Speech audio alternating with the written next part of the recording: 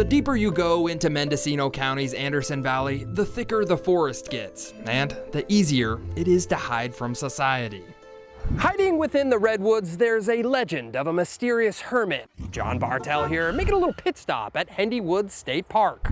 Camping and hiking is what brings many visitors to Hendy Woods State Park, but during the 1960s and 70s, a Russian World War II veteran set up a permanent home just outside the park's boundaries. I thought it was a rumor until I actually visited the woods and someone said, "Oh look, that's the hermit."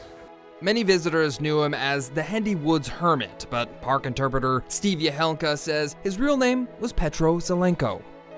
Supposedly living off the land, but you know, he had some help from campers. As legend goes, Petro came to California on a fishing boat and got a job working at a lumber mill in the Anderson Valley. But when asked to see his immigration paperwork, Petro disappeared into the forest.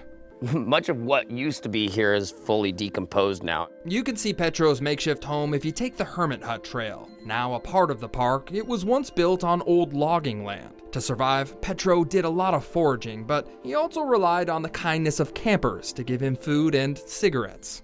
I just found some old evidence. Still around.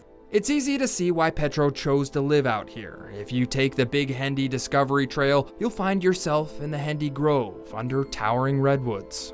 Many of these trees were reaching ages of about 900 years. Like Petro, Steve also has a special connection with the trees, especially this one. This is a tree that I called Eileen. Looks like it should be called I Fell. Yeah, it should be. Steve is a part of the Ports program, which teaches kids about the forest over live streaming video. After a storm in January of 2023, he was teaching a class and witnessed Eileen fall over. I think it's very appropriate that I was here for the falling of Eileen.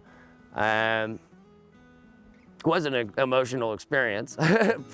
The Hendy Woods have a humbling effect on visitors and park staff for that matter. The life and death cycle of the ancient redwoods remind many of man's primal connection to nature. If you go in here, it's like, it's spacious. Petrov loved the forest and never caused any trouble. Over time, many became fond of him. And when he died in 1981, park staff actually spread his ashes in the area, so he too could be part of the forest life cycle. Just like Eileen. You develop a relationship with each and every one of them, but the relationship with Eileen was pretty unique. From the Hermit Hut in Hendy Woods State Park, I'm John Bartell. Hope to see you on the Backroads.